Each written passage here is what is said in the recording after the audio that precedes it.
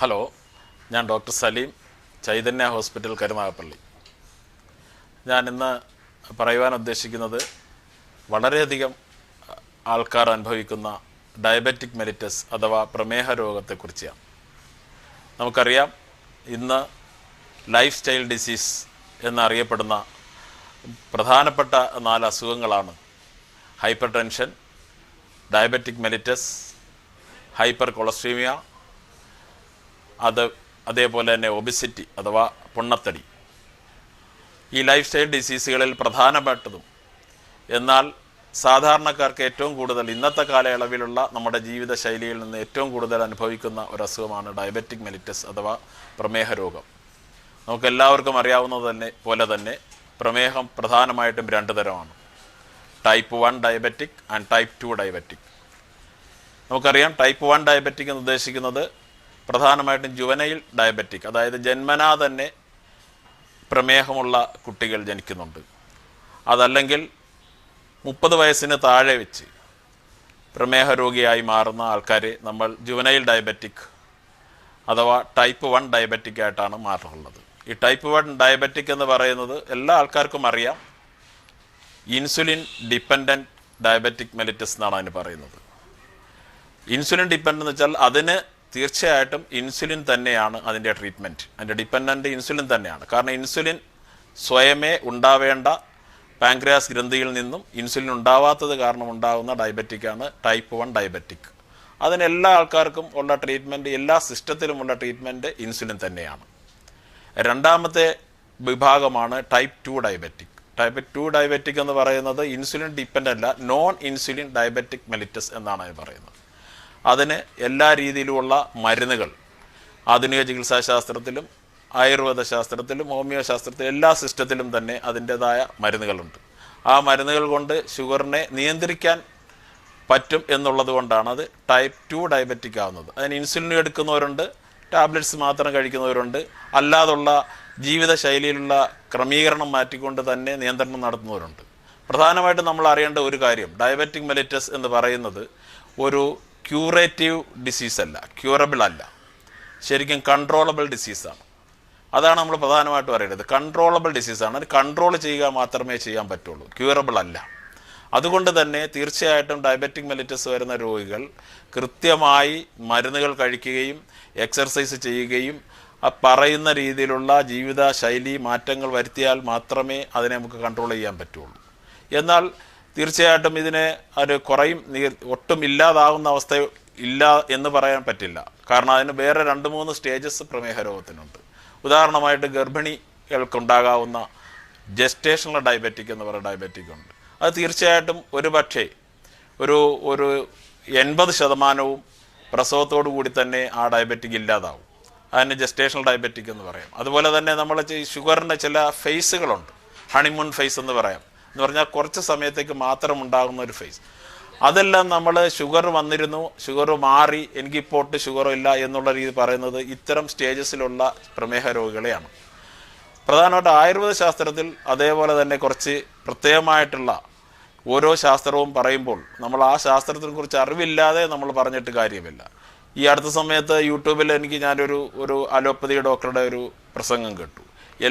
എന്ത് കാര്യങ്ങളും ഉണ്ടെങ്കിലും അത് എവിഡൻസ് ബേസ്ഡ് തന്നെ ആയിരിക്കണം, എല്ലാത്തിനും എവിഡൻസ് വേണം എന്ന് പറയുന്നതിൽ അർത്ഥമില്ല എന്നാണ് എനിക്ക് പറയാനുള്ളത്. കാരണം അദ്ദേഹം ആയുർവേദ ശാസ്ത്രത്തിനെ കുറിച്ച് ഒരു അറിവുമില്ലാതെ അല്ലെങ്കിൽ അതിനെ പഠിക്കാൻ ശ്രമിക്കാതെ പറഞ്ഞിട്ടുള്ള ഒരു സ്റ്റേറ്റ്മെൻ്റ് ആയിട്ടാണ് എന്നെ കാണുക.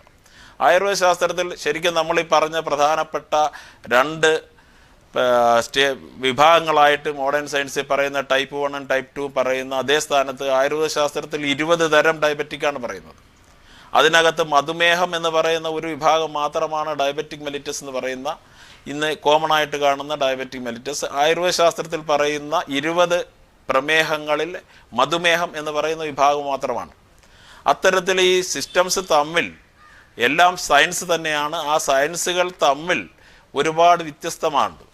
നമ്മുടെ ഫണ്ടമെൻ്റൽ പ്രിൻസിപ്പിൾസ് അനുസരിച്ചാണ് ആ കാര്യങ്ങൾ ഈ ആയുർവേദത്തിൽ വിശദീകരിച്ചിരിക്കുന്നത്.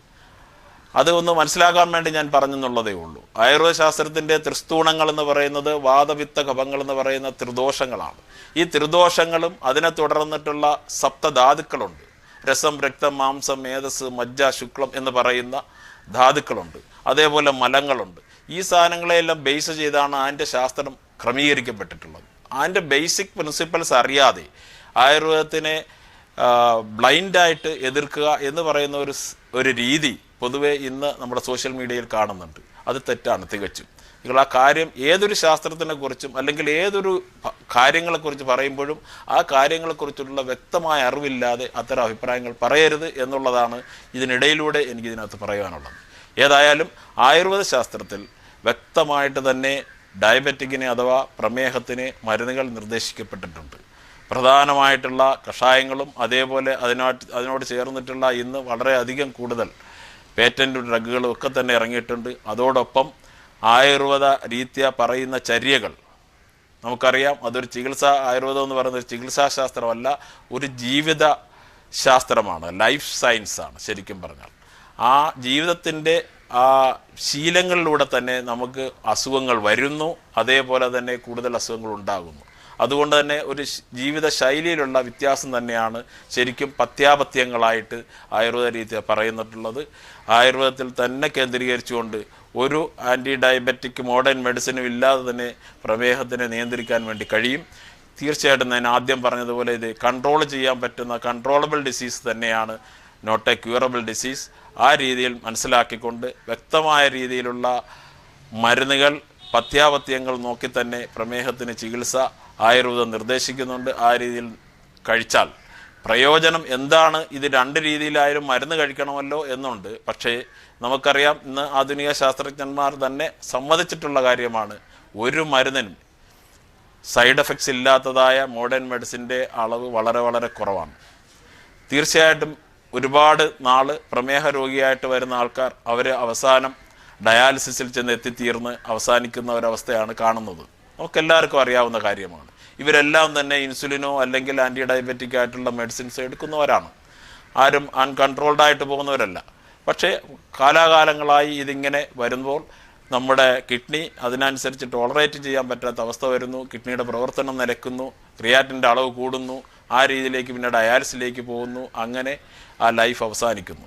ആ ഒരു തരത്തിൽ പോകാതെ തീർച്ചയായിട്ടും ആയുർവേദ രീതിയാലുള്ള പഥ്യാപഥ്യങ്ങളും ആയുർവേദ രീതിയാലുള്ള മരുന്നുകളും ചെയ്തുകൊണ്ട് കൃത്യമായിട്ട് അധിക കാലം നല്ല സുഖമായി ജീവിക്കാവുന്ന ഒരു സാഹചര്യം ഉണ്ടാവാനുള്ള ചികിത്സ ആയുർവേദത്തിലുണ്ട്.